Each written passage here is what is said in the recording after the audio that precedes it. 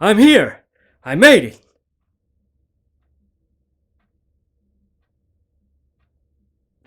Would be probably kind of weird if someone else was here.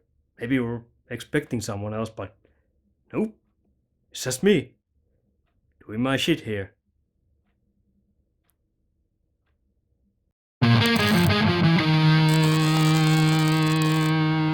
The signs are fuck!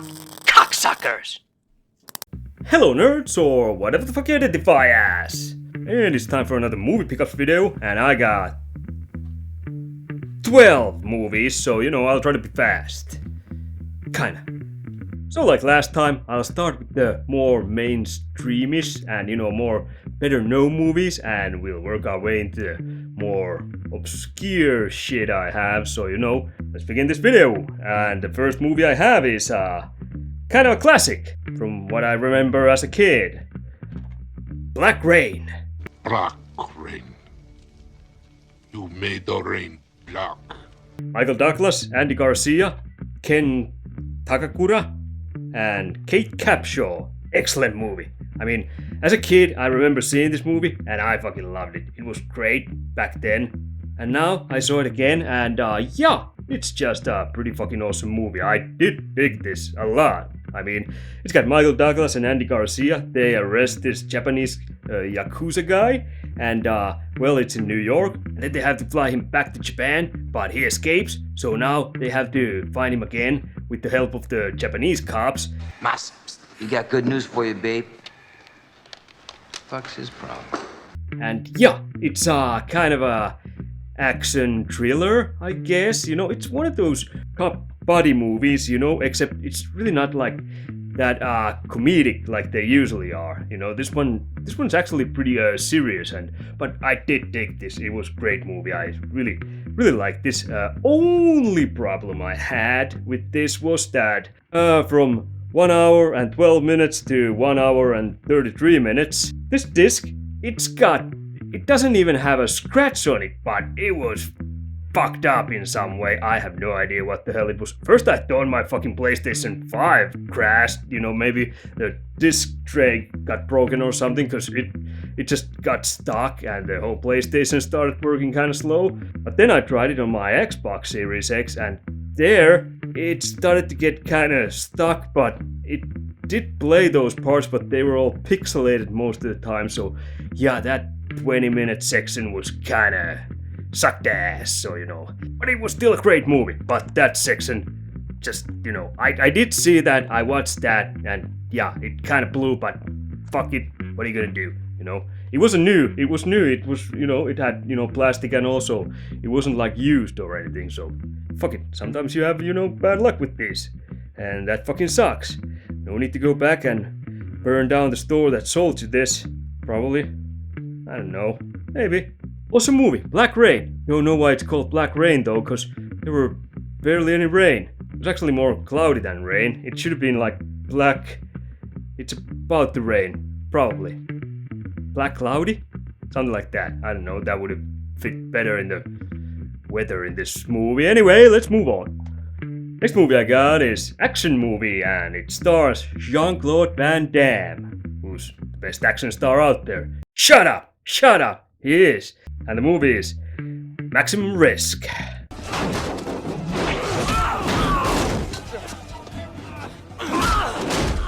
Yeah, I gotta be honest, I'm a huge Van Damme fan, but as a kid, this movie didn't really hit me that well. I don't know, it just seemed kind of a bit more, maybe boring is the right word, or slower or something like that. I don't know, it just didn't do it for me, even though it had Natasha Henstridge, who looks fucking awesome. I mean, holy shit, and she is awesome. Have it your way. But no handcuffs this time. She was in Species, if I remember correctly. Whatever happened to her? I mean, she was hot.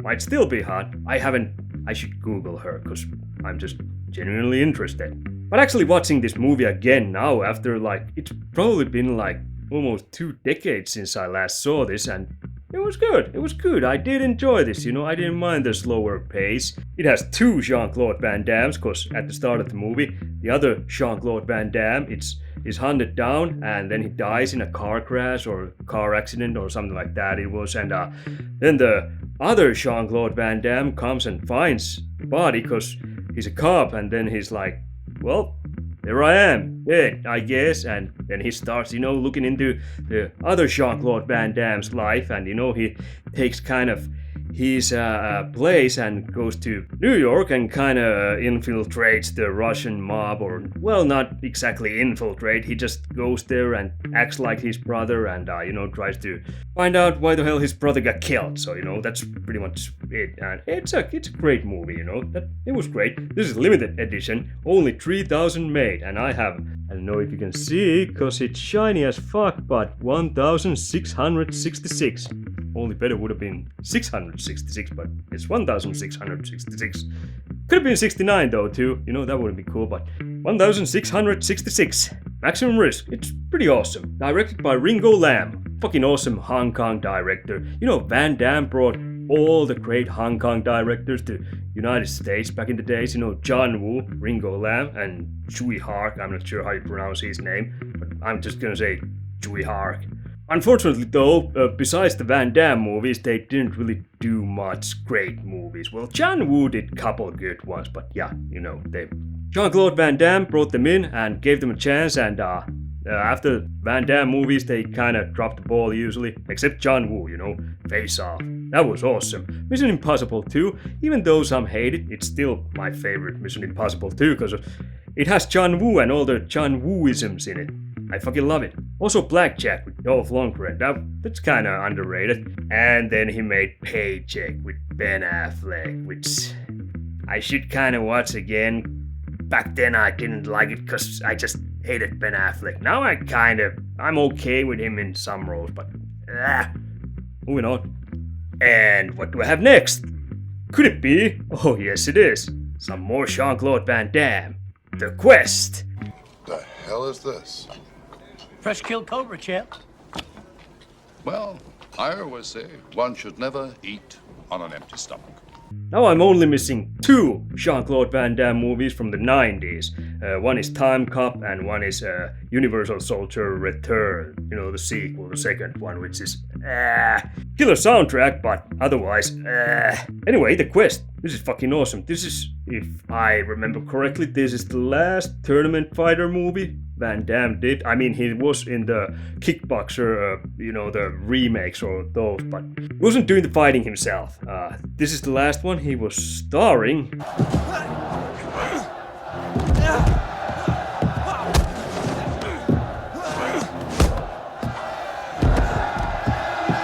Yeah, I'm pretty sure. I'm not 100% sure, but I'm pretty sure. This was fucking fantastic. I loved this movie, you know. It's got more adventurous atmosphere, you know. It's got Roger Moore. He's fucking awesome in this. I mean, Roger Moore is awesome in everything he is. He's just such a likable actor. Also, this one has James Remar, who I do like, but in this movie he was kind of, you know, it was okay, but he wasn't like in The Warriors, where he was like the best one out of the bunch. But yeah, this movie kind of takes place in the, I don't know, 1930s, 40s, somewhere around there maybe. There's a secret tournament, and it's kind of like an adventure movie. Think of Brendan Fraser's The Mummy, but except finding a tomb and mummy and, you know, bugs and sandstorms and shit, all that magical bullshit. They find a tournament, and there's a bunch of guys doing karate. So, you know, well, they don't actually all do karate here, you know. It's actually, I love the tournament. The fights are short, except when Van Damme's fighting. All the fighting styles, it's just so fun to watch, you know. Everyone's got their own style in this, so, you know, I love that shit in tournament fighters. Tournament fighters are awesome, you know. Bloodsport, another Van Damme movie. One of the greatest fucking tournament fighter movies ever, if not the greatest, probably the greatest. It is the greatest. Tournament Fighter with Roger Moore. Kind of like Mummy, but instead of mummies, like I said, you know, guys doing a bunch of karate. Moving on. Next movie I got is part of the Holy Trinity in 80s vampire movies, because I think I mentioned this in the movie pickups where I bought Near Dark. I have this Holy Trinity of vampire movies from the 80s, Near Dark. Then you have Lost Boys, which I'm also missing, and then there's Fright Night. Now, we wouldn't want to wake your mother, would we, Charlie? Then I'd have to kill her, too. This is actually my favorite out of all of those vampire movies. I just fucking love this. I watched it again and it is so goddamn good. I fucking love it. There's a teenager who likes to be a pervy peeping Tom, He's checking out his neighbors, because there's new neighbors that are moving the house next to his house. So he's checking out from the window, who there is. He's probably hoping for a hot piece of ass, but instead there are these two guys and they may or may not be vampires. Who knows?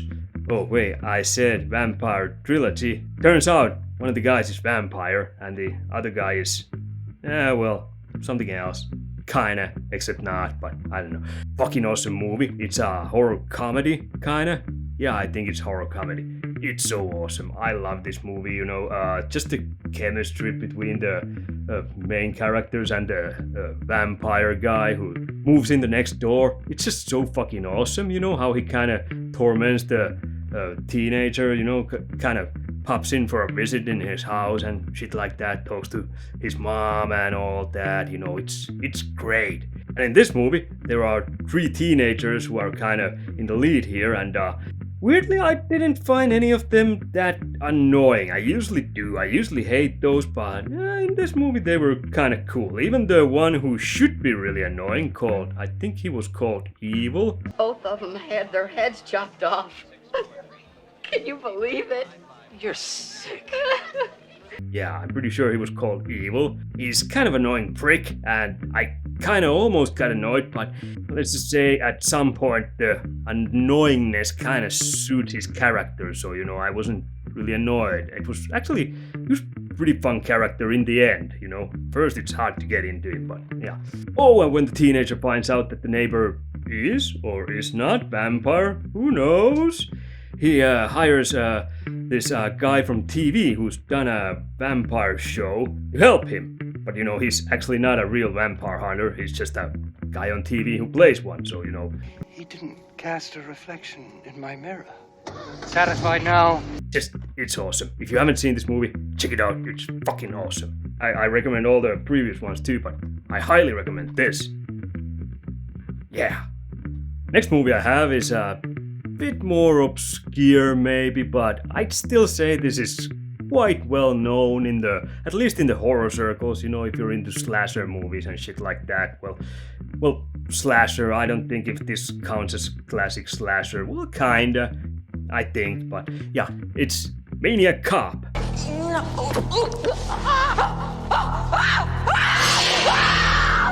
And this is fucking awesome. I do love this movie. Like I said, might not be that well known, but it's got Bruce Campbell, so that already makes this movie fucking legendary. And also, to my surprise, this has I always thought Bruce Campbell had the biggest jaw in the business. This fucking movie has a guy who might actually have a bigger jaw. I had totally forgotten that guy. I love him. It's a guy called Robert Zadar. It's Robert Z. Dar. Really weirdly written name, but great actor, great actor, but I've always been really entertained when I've seen him in movies. I really enjoyed him in like Tango and Cash, he had like 10-minute part, if even that, I think it was actually even smaller, but that was fucking awesome. Broke my ribs, my leg, and my jaw. You broke that jaw? You deserved it. Why did you do that? And there's Tom Atkins, who is fucking awesome, he was in Halloween 3, which was kind of underrated movie. Anyway, great cast, and this movie is actually pretty decent too. I do love this movie, it's got a cop who's maniac, who keeps killing people, so that's pretty much all you have to know. If you like those kind of 80s style, horror movies, where there's a killer who kills a bunch of people, this one ain't bad. This one's actually pretty good. I would have bought 2 and 3 also, because that place where I bought this had those. This was 30 euros, so that's kind of steep. But 2 and 3 were 60 euros a piece, so I would have spent 150 euros on these 3 movies, so I was like, maybe later, at some point, but I haven't actually even seen the sequel. I've only seen this, but yeah. Great movie, Bruce Campbell, can't go wrong with Bruce Campbell, and Robert Sedar, and Tom Atkins. Fucking awesome actors, all of them. I do like them. Moving on. Next movie I got was, well, it's another Terence Hill and Bud Spencer movie, Double Trouble.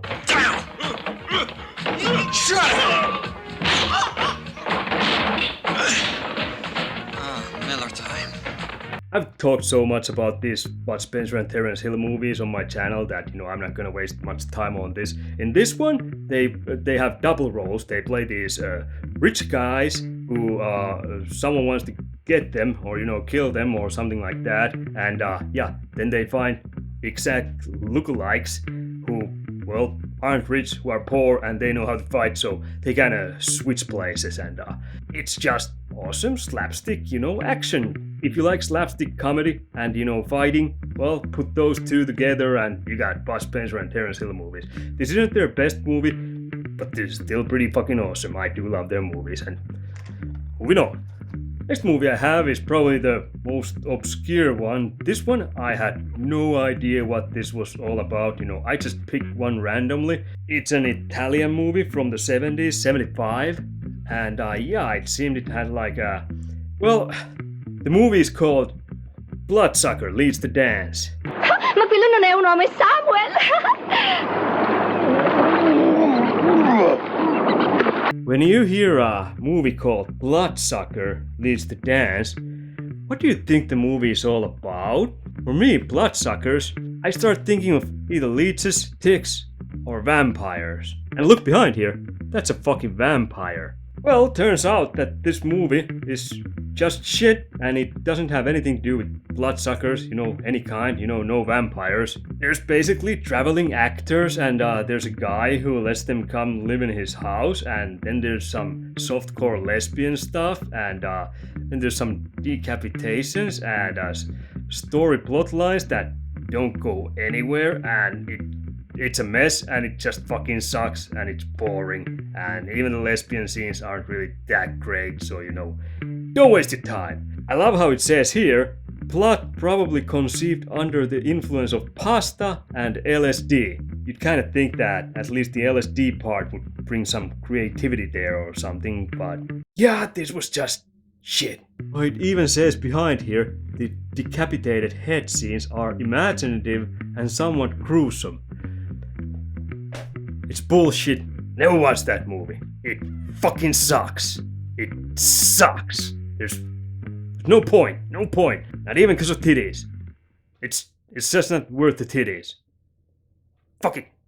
Next movie I got was kind of blind by also. I had never even heard about this. But apparently Link got his own movie. And this time there's no Zelda, so good for him. That's okay, I can... Thank you. Unfortunately, there's no Link either. There's just 3 monkeys and 2 actors, and that's pretty much it. Basically, there's a guy played by Terence Stamp who I haven't really heard that much, but I did like him in this movie. He was pretty great, in his role. I did like him, and he's studying the link between man and ape. And then there's this woman, Elizabeth Shue, played by Elizabeth Shue. I can't remember actually. Oh, Jane is her name in the movie. So she's a zoology student. And he goes to isolated English home of, the guy who Terence Stamp is playing. She goes to his house for summer, and he's studying link between man and ape, and he's got 3 apes there. 3 apes are pretty much, there's one who's violent, there's another one who's kind of just being an ape and goofy and funny, I guess, and then there's 3rd ape who's the butler. And since this is kind of a horror movie, violent ape is being violent, or is he? Who knows? It could be the regular ape, or the butler.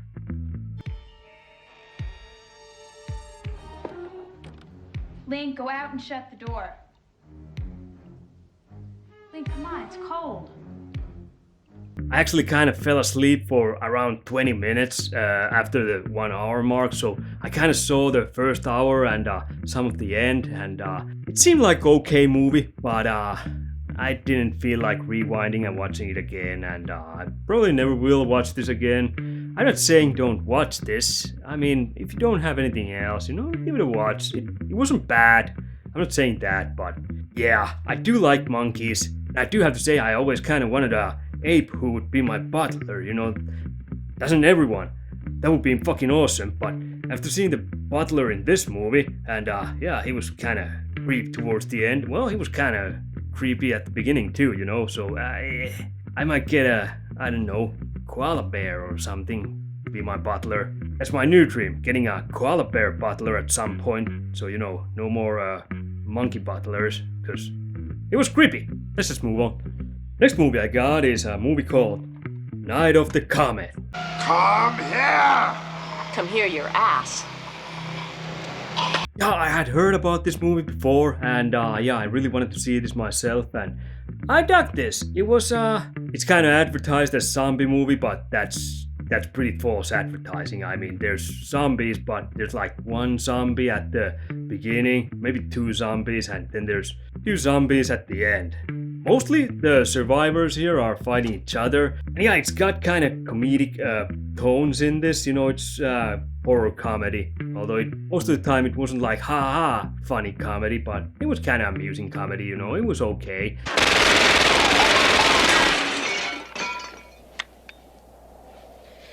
See, this is the problem with these things. Daddy would have gotten us Uzis. The car didn't know the difference. I did like this movie though, overall, you know. I mean, apparently you can tell by the name, there's a comet that's hitting the Earth, and well, it turns out it's just flashing lights. If you look at this movie, you know, you can't really see much of a comet, it's just flashing lights, and Look!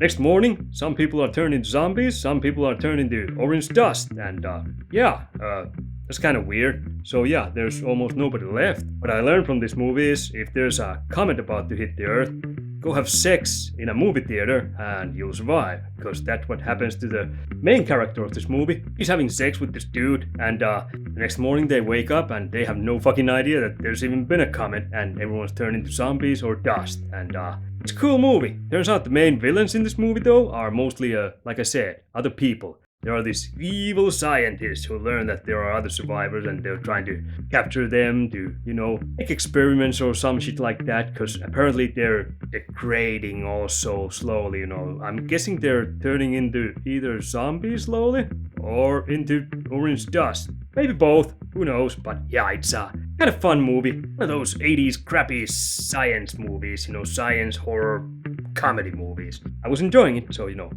great. Next movie I got was, well, this was kind of weird one. This is a movie where I've never changed my opinion about the movie while I'm watching it that much during the runtime of the movie. I mean, this was kind of weird. It's a movie called Deadbeat at Dawn. All my life people have fucked with me.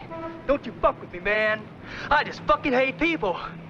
Which kind of sounds like a mix of Dawn of the Dead and Evil Dead, Dead by Dawn. You know, for those who had the extra name for Evil Dead, it was Dead by Dawn, I think. Anyway, when I started watching this movie, I was like, okay, so this is a 70s movie, and it's pretty crappy looking. But, you know, I do like that kind of movie, so I don't care. Watching it a little further, I noticed that it was edited to shit, and it just jumped around, and I fucking started hating this movie, and I was like, god damn it, what a piece of crap.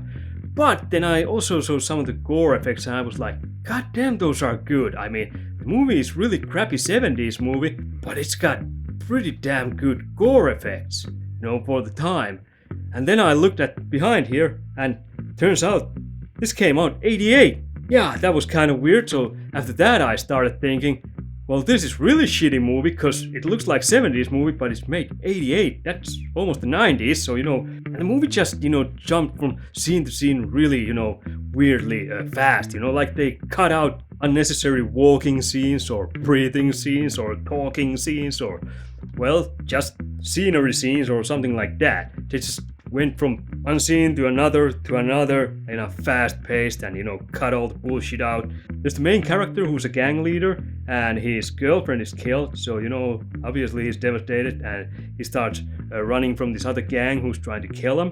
And suddenly he's at this guy's place and he's drinking beer, and the guy comes out and tells him, hey, did you take my last beer? I don't remember inviting any punk kid in here to drink my beer. That's my last beer. Oh shit! What am I gonna do? You got my last fucking beer! I was like, who the fuck is that nut house? And turns out it's the guy's dad. And then he gives him money for new beer. And then just suddenly he's walking by the dad's room and dad is doing drugs there, and he's like, I didn't get beer, I got something better, drugs. And next scene the dude is just kind of sleeping on the floor, and the dad comes in there and he starts fucking going crazy again, and the dude beat up his dad, and there's really weird pacing in this movie. I kind of hated this movie, but at the end it kind of turned me around and I loved how crappy this was. Except it was actually kind of good at some places. I'm gonna give it that. The end fight is, well, it's edited to shit, but the fights are kind of fun to watch, and there's kind of gory stuff.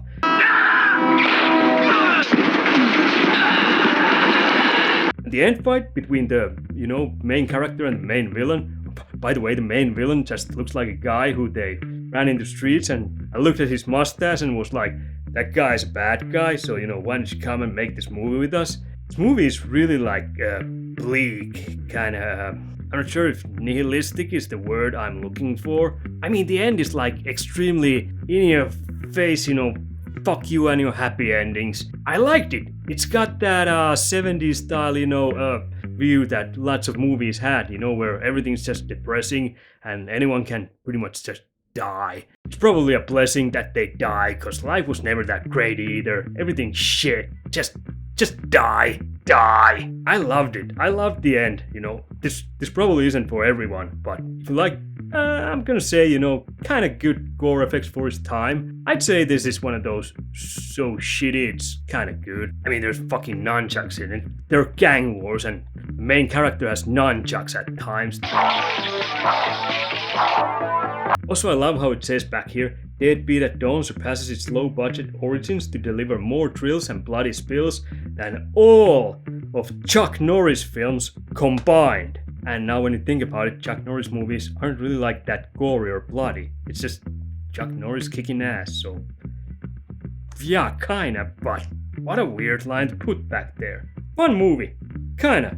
Yeah, I think I dig it. I'm pretty sure I dig it. Rocks are better than beer. I guess. Down to my second last movie, and that was a movie called Blood Rage, which is a slasher movie.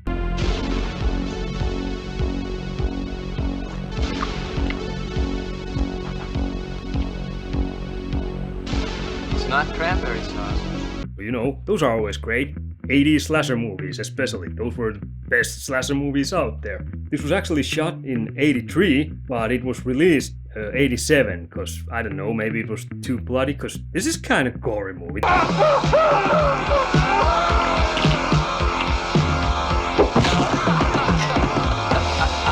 This kind of came out of nowhere. This was, I'm gonna say, half-blind purchase for me. I had heard maybe something little about this, but it never really stuck into my head. But I saw this at the store and I was like, you know what, fucking, I think I'll buy that. I'm really glad I bought this, because it was really good slasher movie, It's not like legendary like Friday the 13th and Nightmare on Elm Street and Halloween movies and shit like that. This was just, gory fun. This one has twin kids, Todd and Terry, and they're kind of sweet kids. And at the start of the movie, they're in a drive-in theater with their parents, but their parents are doing the, sex. They're fucking, okay? They got their kids in the fucking backseat and they're fucking. So the kids, they get out of the car because they don't want to see their parents fucking. Instead, they go to another car where there's a couple fucking, and one of the twins kills the guy. And obviously they get caught. The other twin is put into a mental hospital And then, you know, years later, like, I don't know, 20 years later or something like that, I can't really fucking remember that accurately. It's Thanksgiving, and there's the whole family on a Thanksgiving meal. That isn't cranberry sauce, Artie. And there's the other twin. But turns out the other twin has escaped the mental hospital. The question is, did they actually put the real twin who committed the murder in the mental hospital in the first place? That is not cranberry sauce.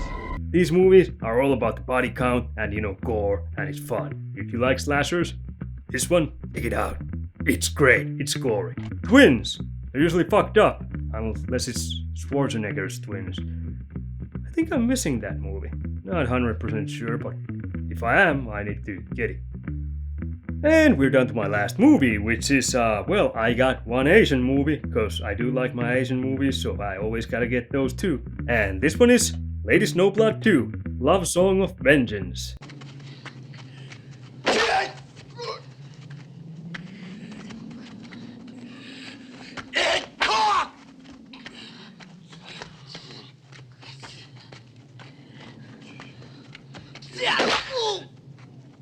I also had the first one, and it's fucking awesome samurai movie. It was made back in the 70s. This came out 74. I think the first one came out in 72, 73, somewhere around there. And yeah, it's one of those movies where Quentin Tarantino, you know, kind of took influence for Kill Bill movies. I think it was just the last movie pickups video I did where I had two movies where Quentin Tarantino took, you know, influence for Kill Bill movies. Some weird fucking reason I'm drawn to movies that inspired Kill Bill movies. I don't have Kill Bill movies, but I have all the shit that inspired those.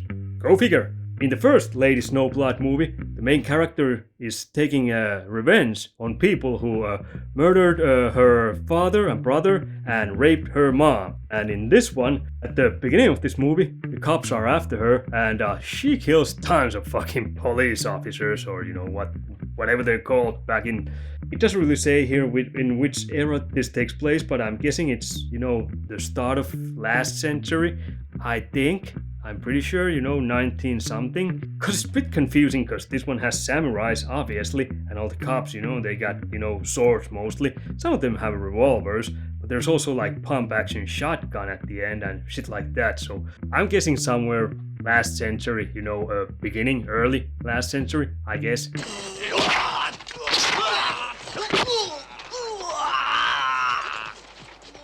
So in this movie, when they're taking her to be hanged, there are a bunch of guys who actually release her, and those are some kind of secret police or something like that. They release her so she can infiltrate this bunch of dudes who are politically bad or something like that. And then she kind of starts to turn into the side of the guys she infiltrated, so you know, she kind of does a double turn or something like that. She helps the cops, but then she starts helping the bad guys, which are actually kind of maybe not the bad guys, maybe the cops are the bad guys. And there's just lots of samurai action and blood. And that's how I like my samurai movies. It's a great movie. I do recommend this if you like samurai shit, you know, check it out. Anyway, that was my last movie. You all know how the ending goes here, you know. Click like, click subscribe, click the bell, click the comments, click yourselves the fuck out of here, and click yourselves back when I upload more crap. But for now, it's goodbye. And, I don't know, I guess I'm off to buy movies. Maybe I should watch Link again. I missed that 20 minutes or 30 minutes, something around there. I don't know. That fucking butler monkey, though. Those things are creepy. I'm getting that koala bear monkey. Koala bear butler, not monkey. Monkey butler. Fuck. I don't remember inviting any punk kid in here to drink my beer. That's my last beer. I'm shitting. What am I gonna do? You've got my last fucking beer!